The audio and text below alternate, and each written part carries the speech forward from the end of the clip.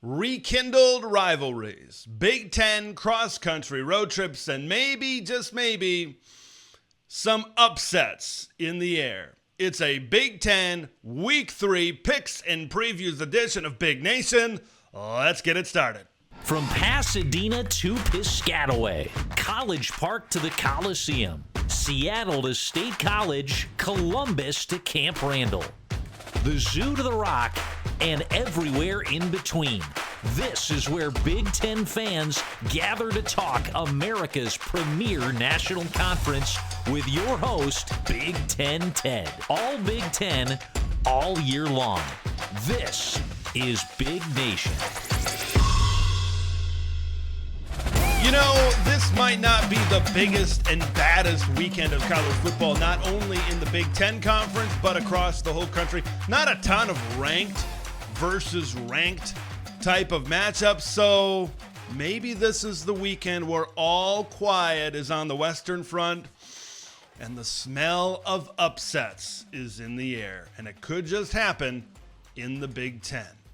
Welcome into Big Nation 8. It is a picks and previews Week 3 edition of the show. We are going to be previewing 5 games, 5 Big Ten games, and then we're going to be picking with some bets that I like towards the end of the show, so stay tuned for that. Picking all of the games in the Big Ten and then siding with some lines later on in the program as well. I would be remiss if I didn't talk about the news within college football, right, that broke this morning, last night, maybe some Pac-12 after dark leading into some Pac-12 this morning. 4 new additions coming in to the Pac-12. Now, here's the thing. I feel less bad for Oregon State and Washington State. And yes, this is going to translate into what I'm talking about here in just a minute. This is not me just blabbering about a random college football topic. So I feel less bad for them, right? Because when everybody left, the Big Ten to the Big 12 to the ACC, and Oregon State and Washington State were sitting out there on an island, everybody says, poor Beavers, poor Cougs. But now the roles have been reversed, and now their Pac-12, their Pac-2 has become a 6-pack with the addition of 4 teams from the Mountain West, and now maybe those poor feelings have gone over to the Mountain West to see if they can survive and be viable as a conference. So, congratulations, round of applause, thumbs up, whatever congratulations you want, Pac-12. Now it's down to business, because your Pac-2 teams, Oregon State and Washington State, they've got some big challenges on their hands this weekend, and that's big with a B, with a 1, with a G. Oregon and Washington in some rivalry matchups against Oregon State and Washington State. That leads us into the game plan and what we're going to be talking about here today on the program. Alabama, Wisconsin, Notre Dame-Purdue. You've got Big Ten teams hosting big brands, unranked Big Ten teams hosting ranked big brands at their house. Can upsets be pulled? Apple Cup and Civil War. I want to say this. Oregon and Washington did realignment right, keeping these games and keeping these rivalries on the schedule. There have been other realignment moves throughout recent history where they just crumple up rivalries and throw them in the garbage. So I'm glad that these games are taking place. Here in September, we're going to be breaking down those games. Also got Indiana and UCLA Big Ten Saturday night. We'll be talking that one here towards the end of the program as well. And then at the very end, my Week 3 picks and bets that I really like for this week as well. Picking every game within the Big Ten Conference. Okay, folks, there's not a lot of time to waste on this program. There's a lot to get to. So I'm going to get to the very first game that we are talking about today. The Alabama Crimson Tide come into Madison as 16-point road favorites. Now, when I start to look at this game, 2 different shades of red in Madison, big noon Saturday on Fox. When I really start to look at this game, there's one thing that really means a lot to me that pops into my head, and maybe an analogy that I want to make when breaking down this Crimson Tide and Badgers game. Look, I'm an outdoors guy, specifically in the summertime. We know what I do in the fall, right? We know I'm here, right, in the fall. But in the summertime, I like to get outside. I like to go hiking. I like to go biking, specifically out west, right? When I come to a trail, right, there's usually a sign right at the trailhead that says what to expect on this hike. Well, you're going to go up 1,000 feet. It's going to be a little bit rocky here. It's going to be 4 miles. It's going to be a loop trail, and you're going to come back here. And that's what you can expect on this beautiful hike. I feel like this Alabama-Wisconsin game, and everybody that's kind of breaking this one down, that's kind of what it says on the sign. Everybody, and including myself, you'll see probably here in just a minute, saying, well, Alabama's just bigger. They're just faster. They're just stronger. Wisconsin's trying to figure it out, and you don't figure it out against a team like a top 5 squad against Alabama this early in the season. So if you follow that path and you follow the sign and what everybody has kind of drawn out for this football game, you are not going to beat the Alabama Crimson Tide, right? If you just take that trail and you play this game clean and you're fairly even in the turnover battle, you're fairly even in penalties, right? You are not going to out-talent, outscore, out-whatever. You're not going to out really anything Alabama in this particular football game. So if you follow that trail, Alabama is going to beat you, and they're going to beat you by a lot. Wisconsin has got to find some shortcuts. Sometimes when you're on that trail, you see maybe a path that isn't as well maintained, but it is a path that you can cut across and get ahead of Alabama. Wisconsin needs to find that path. Wisconsin needs to find that shortcut. Okay, let's take a look at Alabama's game against the South Florida Bulls, for example. Alabama lost 3 fumbles in this game. Alabama committed 13 penalties. Now, South Florida at Bryant-Denny Stadium really didn't have the talent, and it wasn't the right setting for them to really take advantage of all of those Alabama mistakes. Now, specifically turnovers. If Wisconsin is able to get turnovers and get them early and get this Madison crowd into this game early, that can be one of those shortcuts that Wisconsin can take. If Alabama, once again, is undisciplined and commits a good amount of penalties, Wisconsin needs to stay clean in this particular football game, right? You have to take advantage of these opportunities. Not saying Alabama will give Wisconsin these opportunities, but if Wisconsin can have that shortcut, specifically creating turnovers early in this game with guys like Hunter Wohler back there and Ricardo Hallman back there, maybe via the passing game. We'll get more into that here in just a little bit. You have to take advantage of that. And Wisconsin, if you get those opportunities, holy man, you need to finish in the red zone. This is a Wisconsin team. They've been in the red zone 10 times this season against opponents Western Michigan and against South Dakota. 10 times. They've gotten into the end zone with a touchdown 5, right? So they need to be able to, once they're in the red zone and they have a short field and, even on a longer drive, if you get to the red zone against a team like Alabama, ask South Florida when they were settling for some field goals, you need to get into the end zone. If Alabama opens the door slightly, if Alabama shows you the shortcut across the trail, you need to take it, and you need to take it with a vengeance. So, kind of maybe diving back to when these two teams are a little bit more even walking along the trail, Alabama has a big advantage in the trenches, right? Wisconsin had been this program over time that had been built on trench play, great trench play. They just don't have it. They just don't have it. Look, we've talked about a lot of offensive line power rankings, right, with LSU and Texas and some of these other games that we've previewed so far this season. Alabama's right in that category, man. They've got NFL players all across this offensive line. To put it into perspective, Pro Football Focus graded Alabama as the best offensive line in the country. You've got On3 has them at number 4. You've got Athlon Sports has them at number 5. 24/7 Sports have them at number 6. You know how many top 10 rankings Wisconsin got for their defensive line? 0, and it wasn't particularly close. Now, the injury of James Thompson Jr. does not help anybody up front for the Wisconsin Badgers. Elijah Hills, the transfer, has played well and leads the team, I believe, in sacks, right, to start this season. So he's kind of been a little bit of a surprise up front for Wisconsin. But you look at games against Western Michigan, you look at games against South Dakota, there were times in those games, and a good amount of times in those games, where the Broncos and the Coyotes were able to establish the run game and were able to win the battle at the line of scrimmage. And if they can win it like that, I'm not saying it was the entire game in those games, but there was a good chunk of time where they were able to establish some things. If they can do that, just imagine what Alabama can do. And it's not just the offensive line.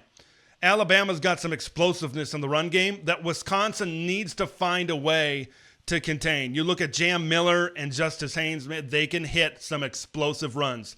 If they get past that first level, they have that explosiveness to be able to get 20, 30, 40, 50 yards. If these Wisconsin linebackers, the Jaheim Thomases of the world, the Allegros of the world, right, if some of these guys, right, aren't plugging these holes, and if they're not making tackles within 5 yards of the line of scrimmage, there's a very good chance Alabama could hit some explosive runs, and that's the last thing that Wisconsin needs in this game. Now, Alabama can beat you over the top, right? But now, especially if they could dominate the line of scrimmage, if they can run the football very effectively, it could open a world of hurt for the Wisconsin Badgers, certainly within this football game. Let's talk about the pass game, because I think when we talk about Wisconsin, the strength of their team, and we said it, right, during previews, during the offseason and everything, that the strength of this Badger defense was probably in the secondary, with guys like Ricardo Holman at corner and Hunter Wohler, right at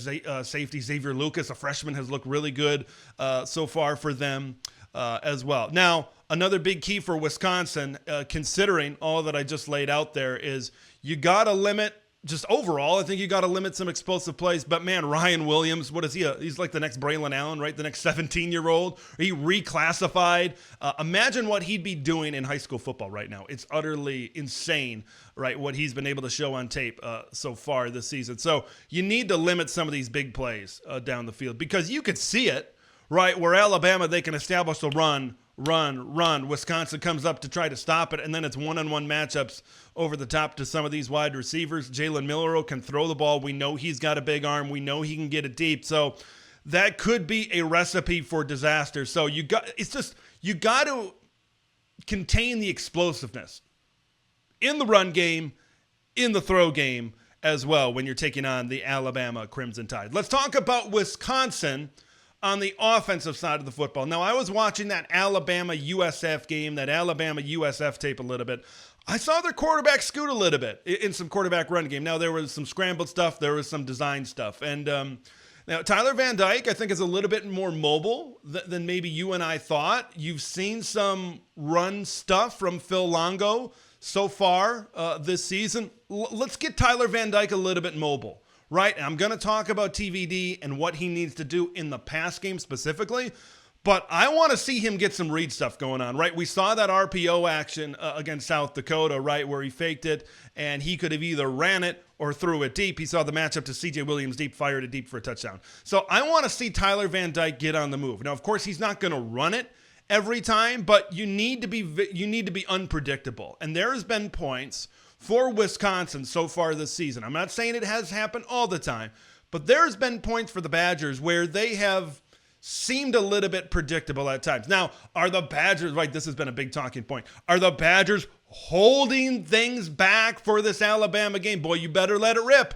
If that is the case, you better let it rip. But I will say this, if you are a Wisconsin team that's holding stuff back, you should be a good enough team that you should not be losing, even if you are holding things back. You should not be losing to Western Michigan in the fourth quarter. That should not be a game, no matter how good of an FCS team South Dakota is, that you should have a little bit more of a cushion than that. So the big thing about Wisconsin's offense so far has been, well, we got Tyler Van Dyke. We got this gunslinger at quarterback, a guy that we know has a big arm, but Wisconsin just is not stretching the field. Now, here's the thing about this in particular game. Number one, I want to see them stretch the field, right? That's going to be, I think, when Wisconsin opens it up down in the downfield passing game, I think this offense is going to start to reach its potential, whatever that may be, whatever you think that may be. But here's the thing. When you throw the football down the field, Alabama's secondary is very good. Keon Sabb, remember, Big Ten fans might know him from Michigan. Okay, he had 2 interceptions in the game earlier against Western Kentucky. It's a pretty good secondary back there for Alabama, so you got to be careful, specifically in that Western Michigan game.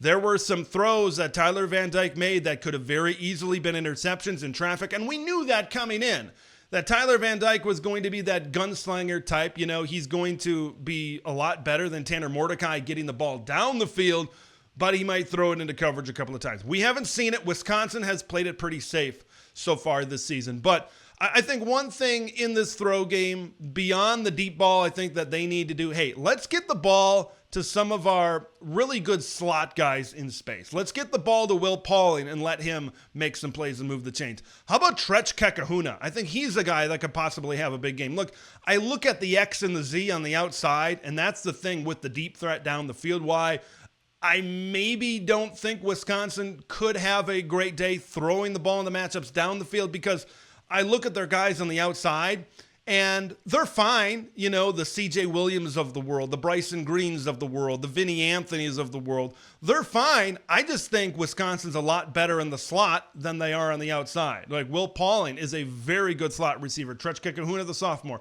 I mentioned him before. Get these guys. If you are going to get in short to medium passing concepts, build some confidence.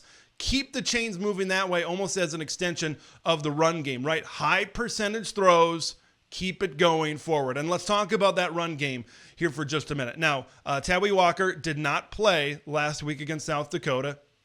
We'll see if he's ready to go. They need him to be ready to go because he is their RB1.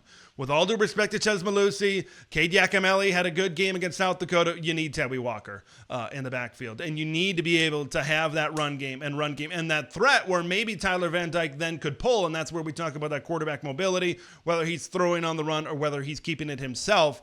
I think having number 3 in the backfield for Wisconsin is almost a must in this game. The stars need to come out and shine for Wisconsin.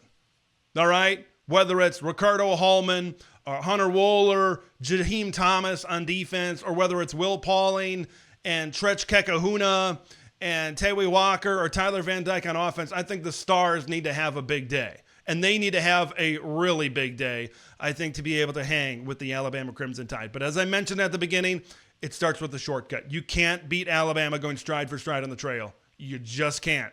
You need to find a way to get ahead. And then Alabama at the end of the day is saying, how'd you get there so quickly? Well, we took advantage of your turnovers. You committed penalties. We didn't. We were disciplined. That's how maybe Luke Fickell gets to maybe the third quarter, late in the third quarter, early fourth quarter, where maybe this is a one-possession game in the end of it. Now, I'm going to finish off with this. There's a lot of attention on this Wisconsin program right now. This is a Wisconsin program that's trying to get it together in year 2 of Luke Fickell. The jury's still out on Phil Longo as the offensive coordinator right now. I think that's putting it kindly compared to what some other people in Badger Nation have to say about Phil Longo right now. It's just, this program is in the spotlight. Big noon. There's not a ton of other big games, so I think a lot of attention is going to be drawn to this, and Big Noon Saturday is the most watched time slot, right, in college football anyway. I just would hate Wisconsin to have all of this attention on them and they lay the egg of all eggs and have this thing be something like 42-14. I want to see them be competitive.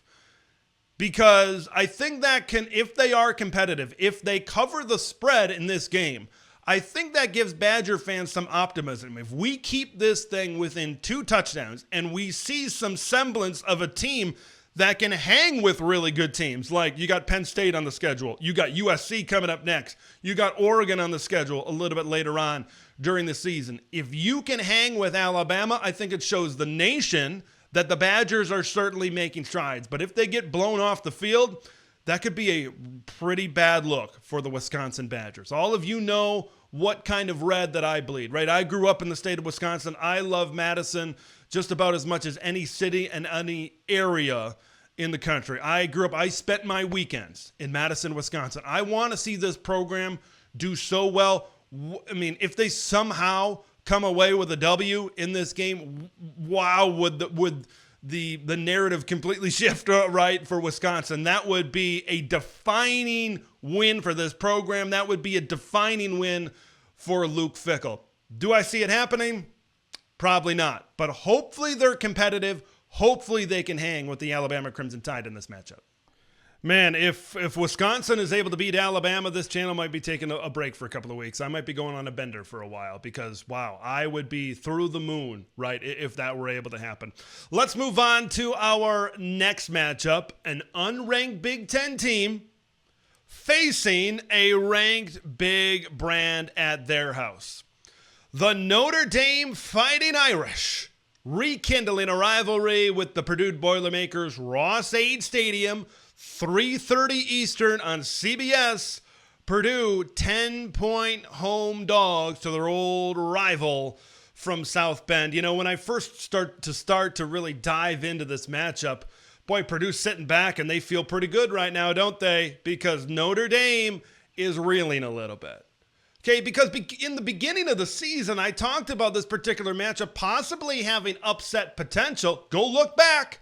This was one of my Big Ten potential upsets before the season started, and I think I'm buying into it a little bit more now because the logic behind it was, first of all, from Purdue's standpoint, okay, you can roll the helmets out there, roll the ball out there, and you can beat Indiana State pretty handily. That's exactly what happened, and then you have a bye to get ready for Notre Dame, which basically means what? You can spend most of fall camp and the offseason getting ready for that Notre Dame game, right? That's the first really big test, the first really big scene of what we're going to see from this Purdue team this season. You look at the other side for Notre Dame when talking about it this way, being an upset special. Okay, you got to go on the road, big game at Texas A&M, right? We figured it would be a competitive game, and that's what it was. And then Northern Illinois, we figured, okay, that would be a game where they'd get right, but there'd still be two games that Notre Dame had played at that point, and Purdue just had one. But maybe this thing has gone to a different level because of Notre Dame's performance against Northern Illinois, right, where they weren't able to get a whole lot going offensively in that game, and they ended up losing in one of the biggest upsets in recent memory, another one for the Boneyard over there in DeKalb, Illinois. So because of all of that put together, Purdue is in a great position at home. You know the Ross-Ade Brigade is going to be lathered up for an in-state showdown in this particular matchup. It's got all the makings of an upset. But how is Notre Dame going to come out? Is Marcus Freeman going to get this team refocused, motivated, pissed off, playing Purdue the way things went last week? Or is this team still going to be reeling coming into West Lafayette, Indiana? All right, I want to talk about Notre Dame offensively. Riley Leonard is what I specifically want to talk about. I was never a big Riley Leonard guy. I did not have the platform, right? He was playing in the ACC, and now he's playing Notre Dame, playing a Big Ten team here. I'll be able to talk about Riley Leonard maybe another time a little bit later on during the season. We'll see if he's still the starting quarterback at that point. But I was never a big Riley Leonard guy. Of course, he was very mobile. His legs certainly offered something. But throwing the football down the field, I thought he was fine. I thought he was good. I never thought he was a great quarterback. I never really thought he was maybe on that step of elite. Will he become a Sam Hartman 2.0 when all is said and done? That still remains to be seen. But when I look at Riley Leonard and I look at this Notre Dame offense, I think if I'm Ryan Walters, if I'm Kevin Kane, if I'm drawing up a defensive game plan, I want to be able to contain this run game because I think the run game is the strength for the Notre Dame Fighting Irish. Now, one more time on the passing front here for Riley Leonard. He's completed 61% of his passes this season for 321 yards, yet to throw a touchdown pass and 2 interceptions in the first 2 games of the season. He is more of a threat in this run game, and you can't let the Notre Dame run game get going, get momentum, and get confidence. Like Jeremiah Love, Jadarian Price. That's a really good running back tandem there in the backfield. And then when you can factor in Riley Leonard and the read game and the pull game, that just adds another weapon for you up there as well. So guys like Kydra Jenkins, the Yanni Karloftises of the world, you need to step up defensive line. You need to play well against the Notre Dame offensive line. You need to be able to contain this run game. I think that's the big spot, specifically in the early downs, specifically on first down and second down, because if they can run the football well in the early downs, it sets so much up for a third and short situation, which I really think plays into Notre Dame's offense, their pass game, and what they can do in their throw game and what maybe suits them best. I think where Purdue needs to get Notre Dame, they need to get them at a third and long. You get Notre Dame at a third and long, and that is out of their comfort zone. And that's, I think, when you can start bringing some pressure. That's, I think, when you can be aggressive in the secondary, led, of course, by Dylan Thieneman back there, when you can be aggressive back there and take chances to try to create turnovers. We've seen that happen so far this season. We saw it happen in against Northern Illinois, where there were some long passes intercepted in that particular game as well. So if they're able to slow down this Notre Dame run game, I think that's the first big key to Purdue having success in this matchup as well. I want to talk about this Northern Illinois game here for just a minute.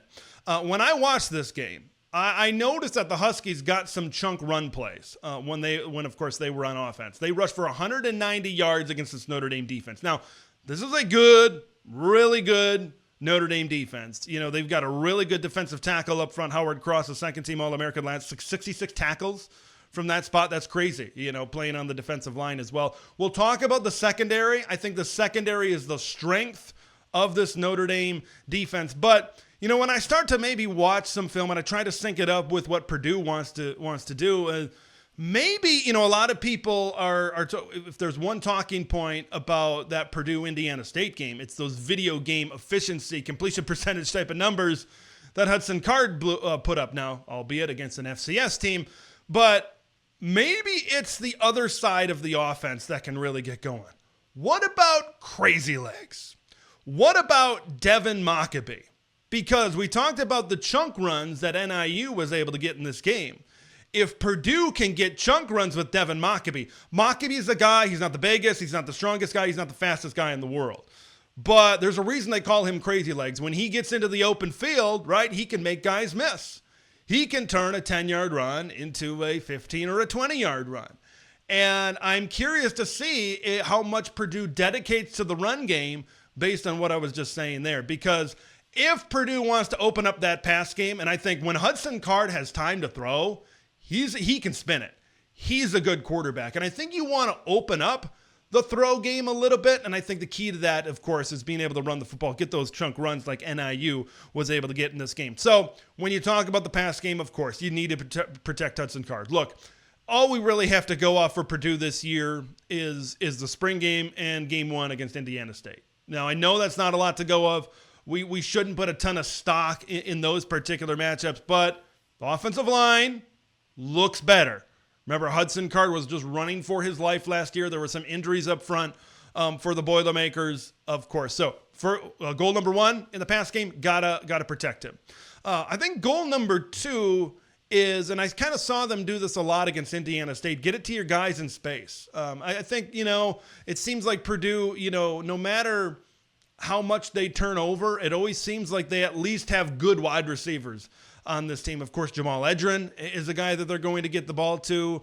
Jerron Tibbs, saw him get involved in that Indiana State game. Delilon Morissette is another guy. I think there's a lot of depth in this wide receiver room. I think it's still TBD how good that this room can be, but I saw a lot of short concepts, a lot of screens, a lot of slants, that type of stuff. Get it to them in space and let them catch and run with the football. Like Notre Dame, I mentioned, has a really good defensive backfield. You look at Benjamin Morrison, Xavier Watts. I thought Jaden Osbury played a really good game as well against NIU. So I'm not sure how well they're going to do in some of these one-on-one matchups. I think Notre Dame does have an advantage there, but if they can get some of that short stuff, some of those crossing routes, maybe cross up that Notre Dame secondary a little bit, some misdirection, get it behind a linebacker, something like that, maybe that's how they can get it going, throwing the football down the field as well. I think there's an opening for Purdue in this game. I really do. I think it all depends on where Notre Dame is at mentally. If they're still reeling, I think Purdue can rekindle the Spoilermakers and pull the upset in West Lafayette. Could Purdue knock off Notre Dame? Well, it could happen. There's a smell of upsets in the air. Let's move on from one potential upset to maybe another potential upset as well. The Oregon Ducks and the Oregon State Beavers rekindling their rivalry. They met at the end of the season for the very last time last year, and now they're meeting in the beginning of the season here this year. When I really start to break this one down, motivation. There is some for the Ducks and the Beavers. Let's start first with the orange and black of Oregon State. Of course, the motivation is very clear, and it's kind of ironic, right, with the Pac-12 news that dropped earlier today, but nonetheless, okay, the motivation, you left us out in the cold. Oregon State and Washington State were sitting there out in the freezing cold of realignment after every other team in the Pac-12 went to power conferences, specifically their in-state rival Oregon going to the Big Ten. That really, when Oregon and Washington made that move to go to the Big Ten, a lot of dominoes really fell after that, and that's when the Pac-12 really came crumbling down. So Oregon State, specifically at their house at Reser Stadium, they're going to be ready to play. Because here's what I think as it comes to motivation. When you look at the rest of the schedule for Oregon State, you see a lot of Mountain West flavor. This is Oregon State's Super Bowl, plain and simple, and you got to think that this crowd is going to be ready to go in Corvallis. They are going to come out and they are going to be on fire right away because of that motivation that I just talked about. And this is already, right, for the last 100 years or whatever it was already a huge football game, in-state rival at the end of the year. And now all of this built together, Oregon State does not have a game close to this on their schedule competition-wise. So they want to prove that they can still be a power conference type of team. Now, motivation for the Oregon Ducks. The last time Oregon stepped into this very stadium in Corvallis, Oregon, Oregon was leading 31-17 at the end of the third quarter. Duck fans, I hate to do this to you, but I got to bring it up. Oregon State came back to win 38-34.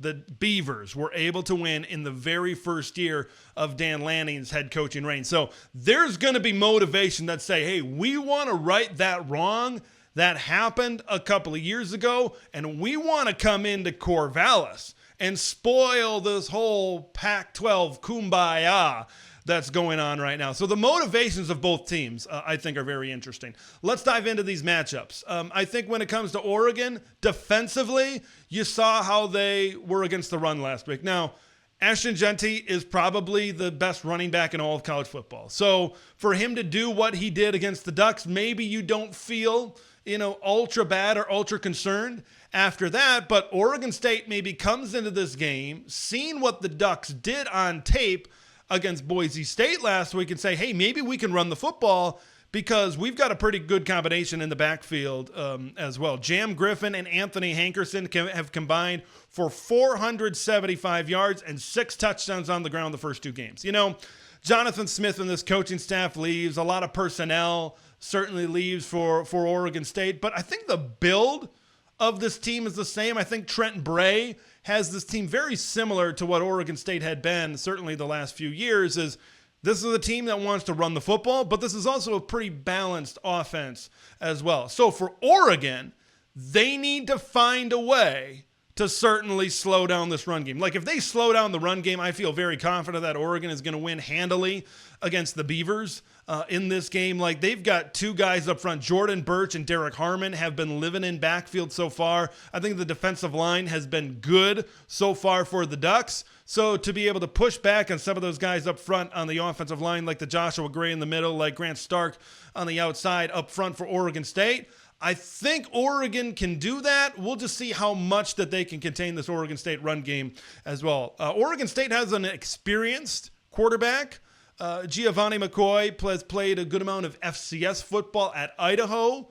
leading up to this as well. Of course, Oregon, Dan Lanning said this in his press conference, watched a decent amount of Idaho film. So there is that crossover there. So they at least probably have some semblance of what Giovanni McCoy could certainly offer. But 25 of 36, 295, and 2 touchdowns versus San Diego State. So this is an offense that can still throw the football. But I still believe that the strength is in the run game. Can Giovanni McCoy, with a contained or stopped run game, go out and beat Oregon? I just don't foresee that happening personally.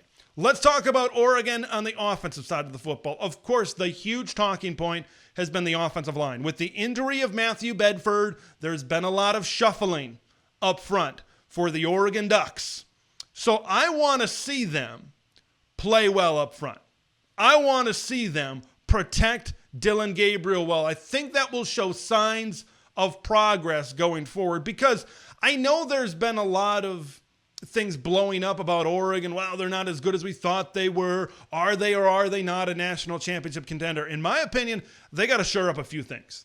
If they shore up a few things, I thought last week we saw this is still an explosive football team. This is still the team that still has some of the best weapons in college football. Like, they got those boxes checked. I think that they just need to shore up a few things in this rivalry game against Oregon State, show that they can do that, and then going into Big Ten play, I think that they'll be a lot more confident, certainly, going forward. Oregon's given up 7 sacks in the first 2 games.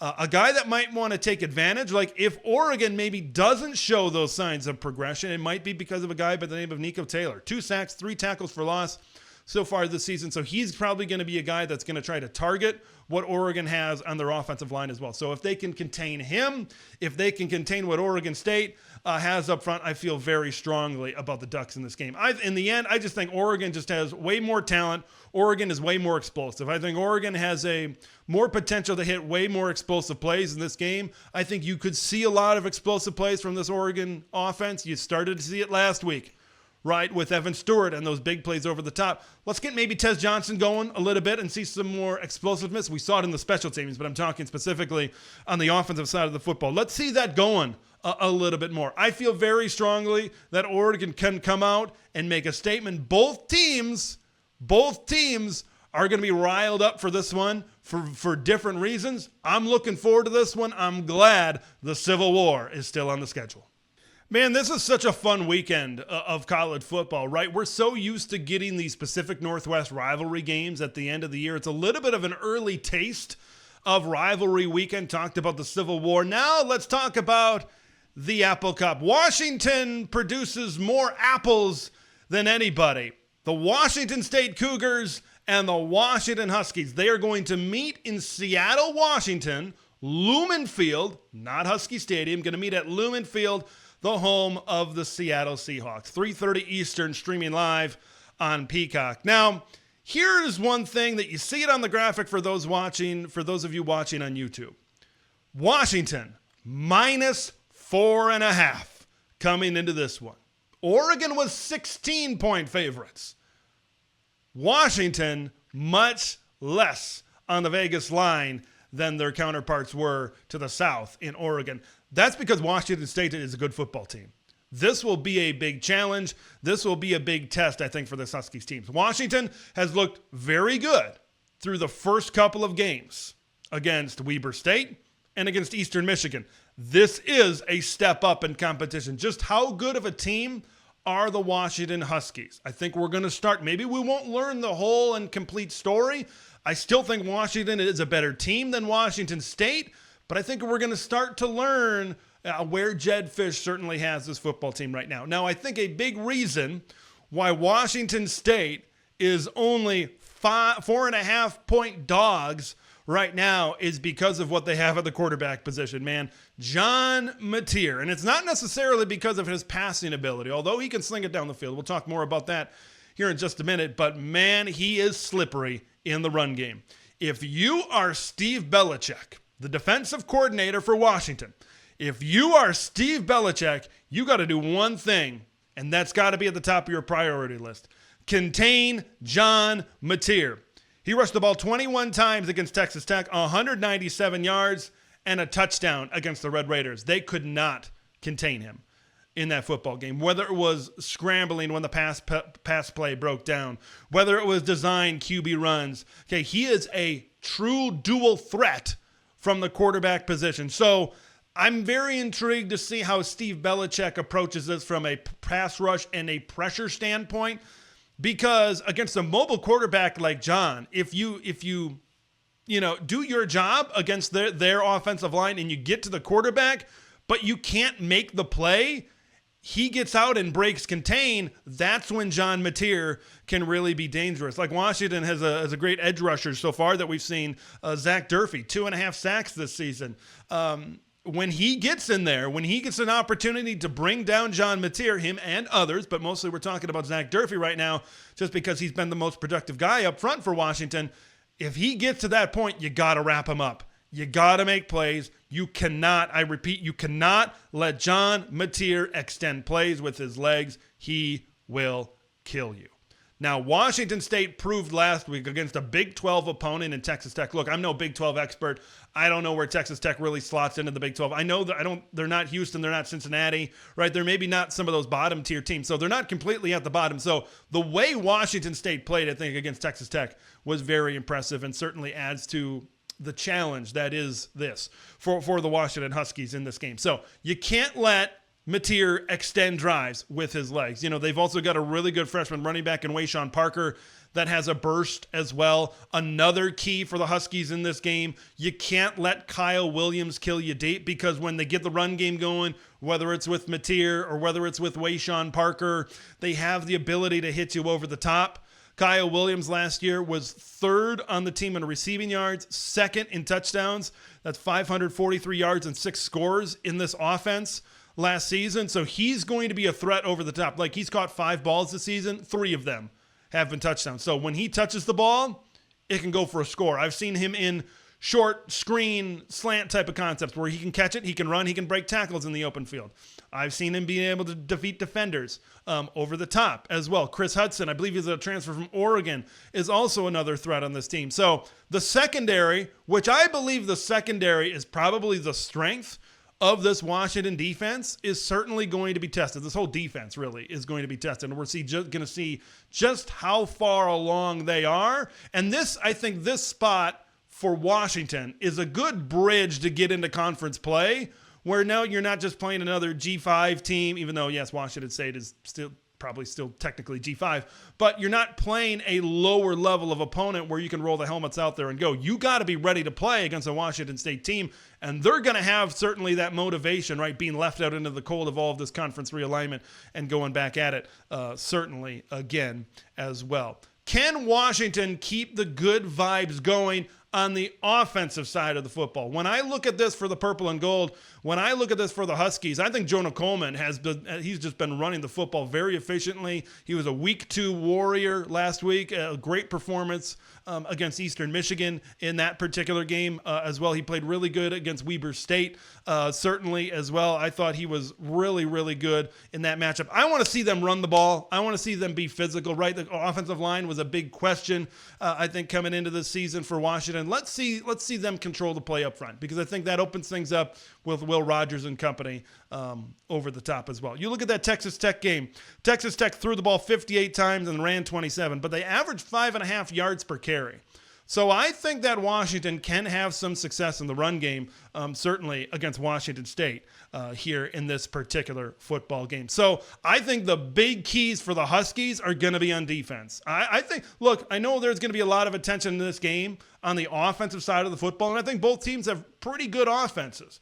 But I think it's going to be the defenses that make the stop late or make key stops during this game is going to be the teams that win the football game. So maybe it's defenses and not necessarily these high-powered offenses that could certainly be the keys in this game. Huskies, you got a dogfight on your hands. Dogs versus cats, that's always fun to see, right? And it's going to be a challenge, and it's going to be a fight for Washington Huskies at Lumen Field in Seattle on Saturday.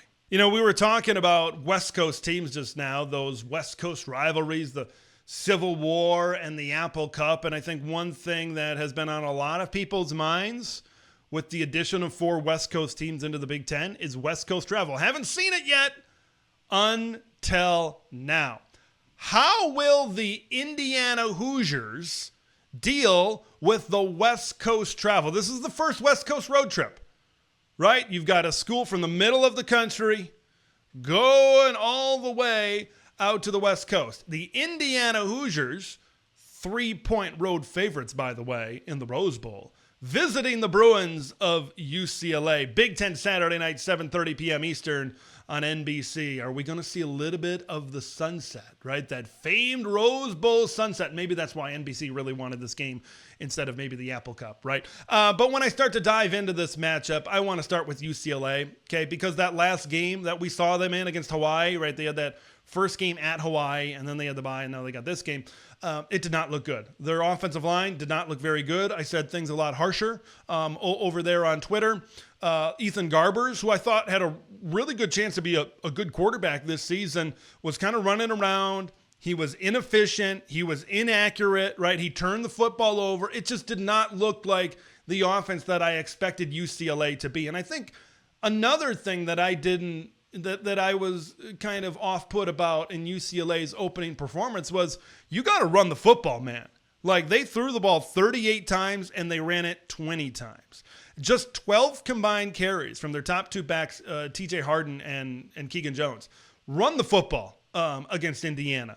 Try to establish that up front. And I think that's going to help the pass game. We talked about that a lot. Balance, complementary football, right? I want to be complementary on the offensive side of the football for this one. And TJ Harden, right? He can be a 1,000-yard back. And Keegan Jones is a really good number 2. Like, they've got some good depth in this room. They've got some good talent in this room. And I know you want to hit big plays with this passing game. And I know Eric Bieniemy, right, wants to get that going. But they need to be able to, I think, ground and pound a little bit. Right? I think that still can be a strength of UCLA football. We'll see if the offensive line, because that's the big question. We saw in pass protection that they just were not very good against Hawaii. Even though Hawaii didn't get home a ton of times, there were a lot of pressures. There were a lot of hurries on Ethan Garbers, and you saw him break in the pocket a lot in that particular game against Hawaii. So get to the run game. I think that's going to make things easier as well in pass protection for this team as well. And if I'm Indiana, I want to be able to get this team into third down and longs, and I saw what I saw on tape against Hawaii, and see if our defensive line can certainly eat up front.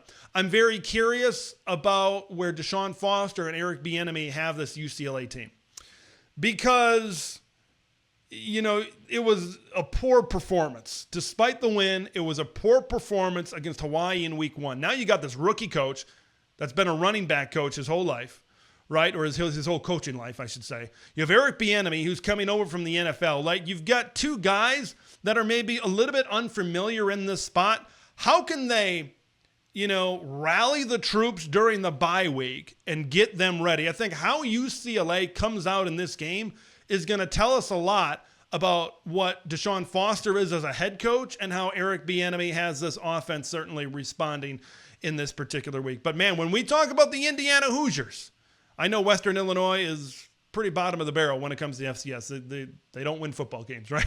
Lately, at least that's the way it's been for the Leathernecks. But that performance against for Indiana against Western Illinois, I don't care who you're playing. If you can put up that kind of production, 701 yards, and all of the great performances from the running backs and the wide receivers, you're doing something. Smoke them if you got them. And Indiana smoked them against Western Illinois. Now, UCLA, we don't know how good Hawaii's offense is, and how it's going to be this season in the Mountain West Conference. But UCLA, I thought, did a pretty good job defensively over there, of course, holding Hawaii to under 14 points, I believe it was, in that week 1 matchup. But I want to see if Indiana can remain explosive on the offensive side of the ball. If Indiana can remain, look, they're not going to put up 700 yards against UCLA. Famous last words, right? But I don't think they're going to put up 700 yards and have that type of production again this season. But if this continues to be an explosive team and they show it against a Big Ten opponent like UCLA, look, UCLA isn't leading the rankings in terms of Big Ten defenses, but if they're able to do it against that kind of opponent and remain explosive and hit big plays and have a 300-yard passing day or run for over 200 yards in the rushing attack. This is an Indiana team, and I said it in the beginning of the season, you need to watch out for them as a spoiler kind of team, as a team that can pull some upsets, as a team that can surprise. If they do it, if they go on the road across the country and they are focused and Curt Cignetti has them ready to play and they remain explosive, this is going to be a statement of some sort for the Indiana Hoosiers, because if they're able to get by UCLA, they have a favorable schedule here coming up. They've got Maryland on the schedule. They got Northwestern on the schedule. Could they be undefeated when they host Nebraska a little bit later on? It's certainly possible if they can get by UCLA in this particular football game. I think we're going to see points in this game. I think UCLA's offense plays better against Indiana. They better, because if they don't play better, Indiana will certainly win this football game. It says something about the Hoosiers that they are a favorite going on the road to UCLA right now. I think people are respecting what Curt Cignetti is doing with this Indiana program. This is going to be an intriguing game in the primetime slot at the Rose Bowl in Pasadena on Saturday night. Not 1, not 2, not 3, not 4, but 5 previews in the books. I'm really excited about this particular weekend of college football. All quiet on the Western Front. It could get pretty loud when all is said and done. It's time to get loud now with some of my predictions. Week 3 picks and some bets that I like here for this particular weekend of Big Ten football. Let's start first in the big noon Saturday slot. Alabama 16-point favorites over the Wisconsin Badgers. I think Alabama's going to cover. Not saying Wisconsin maybe can't be competitive for a little bit in this particular matchup, but I just don't see it. I just don't see it right now for the Wisconsin Badgers. I hope they're competitive for a little bit of time, but personally, I just don't see it. I think Alabama wins. I think they cover. They're bigger, they're faster, they're stronger. Let's talk Michigan in a get-right game against Arkansas State. I've got them winning 34-10. The over-under is sitting at 47.5. If you want to go over that, I think you're big believers in that this Michigan offense can really get it going and really put up a lot of points. Right now, I'm just not there. I think that they are going to put up a lot of points. I don't think Arkansas State is going to score a lot of points. I feel pretty good about the under in this specific game. Central Michigan against Illinois. Of course, Illinois coming off that big win against Kansas last weekend. Now, Central Michigan, I think, could maybe move the football. You got Joey Labas, former Iowa quarterback, in this specific game. 5 touchdowns, 5 interceptions. So it might be a little bit of feast or famine for the Chippewas. But, I think that Central Michigan might be able to score some points in this game. It's an 18-point spread. I've got Illinois with a 37-20 win, but I've got the Chippewas covering in Champaign. Let's talk Civil War. I think Oregon, we're going to continue to see some improvement from the Oregon Ducks. Oregon State, I think, might push back a little bit, but this might start to be that type of statement win against a better opponent like Oregon State. I think Oregon will cover comfortably that 16-point spread in this game. Boy, I chickened out during the preseason. I'm not chicking out now. Spoiler makers return. I've got a Purdue win over Notre Dame, close, 27-24. Throw out that 10-point spread in favor of the Irish in this one. Now, I've got this one going over the 45.5. Even if you think that Notre Dame is going to come out motivated, they're going to come out pissed off, and they win something like 35-14, that's still going over. I feel pretty good that this game could go over. Could it go under? Yeah, but I don't know. My gut's just telling me I feel pretty good no matter how this game goes, that this game could hit the over. Because if you think that Notre Dame can move the football, and if you think that Purdue's defense is not very good, yeah, the over definitely makes sense, certainly in that game. No spread for Michigan State and Prairie View A&M. Spartans take care of business 45-7. That's what I've got for this game. I want to see Aiden Childs protect the football. 0 turnovers this week, Aiden, and you'll keep on taking steps and progressing forward. The Nevada Wolfpack, who played well with SMU. Well, we don't know how good SMU is. They might not be as good as we thought at the beginning of the season, but that was in week 0. They traveled to Minneapolis to take on the Minnesota Golden Gophers. I think that this could be an interesting game at times. I know Nevada, they've lost some games since that week 0 game as well, but I think this could be fairly competitive. The spread is 17.5. I've got the Gophers winning 30-16. But Nevada covers in Minneapolis. Iowa against Troy, hosting them at Kinnick Stadium in the mid-afternoon. Look, you look at Iowa, I know they scored 40 points against Illinois State. I know Troy hasn't won, I think they're 0-2. I don't think they've won a game yet so far this season. But in theory, it's a step up, right, going from the FCS to the Sun Belt. So will you score 40 again? The over-under is sitting there at 38.5. Like, if you think that this game is going to go over, I think you're thinking we're going to see an Illinois State type of performance from this Iowa offense. I think they got to score probably around 35, maybe more, to be able to hit that 38.5 personally. I don't think Troy is going to get much of anything against the Hawkeyes defense. I feel pretty confident this one going under. Nebraska. Now, this is going to be a big, interesting way. Matt Rule, how do you keep your team focused following a big win over Colorado? You got a good FCS program in Northern Iowa. Historically, right, they've been a good program over the years. Coming into town to Lincoln, I want to see Nebraska be focused, have that killer instinct, and not have any sort of letdown in this game. I've got Nebraska winning 33-12. Big Ten Saturday night, Indiana, 3-point favorites. I've got them covering slightly. I think we're going to see some points in this game. I've got the Hoosiers 28 and the Bruins 23. No spread on Eastern Illinois and Northwestern. Jack Lausch takes over as the quarterback for the Wildcats. We'll see how that goes. Mike Wright, a little bit inefficient and inaccurate to start the season. I've got Northwestern winning 27-13. Maryland, just 2.5-point favorites at home against Virginia. I think we could see some points in this particular football game. This one is in Charlottesville. I think Maryland wins. They bounce back, win by 7. So I've got a Terps win and a cover. Washington and Washington State. I've got the Huskies winning 31-21. I think we're going to see some points. I don't think it's going to be this offensive explosion. The over-under currently sits at 55.5. I think for this one, I've got it slightly going under, right? I've got this one at 52 right now with the game total. I certainly think it could go over in this one. And then maybe if it goes the way of a Washington blowout, right? If you see something like 35-10, that's 5 points under at that point. So could it be an offensive explosion? It could, but I think that these defenses are a lot better than people think. I've got the Huskies and the Cougars going under, but Washington comes out in top in this particular matchup. It's going to be a fun week 3, folks. I'm really looking forward to it. If your team feels confident against maybe a rival, an old rival, or just they feel confident in general, maybe against a directional school, be prepared because I'm getting the smell of some upsets in the air. Going to have reactions on Saturday. Alabama, Wisconsin, Notre Dame-Purdue, and then either the Apple Cup or the Civil War.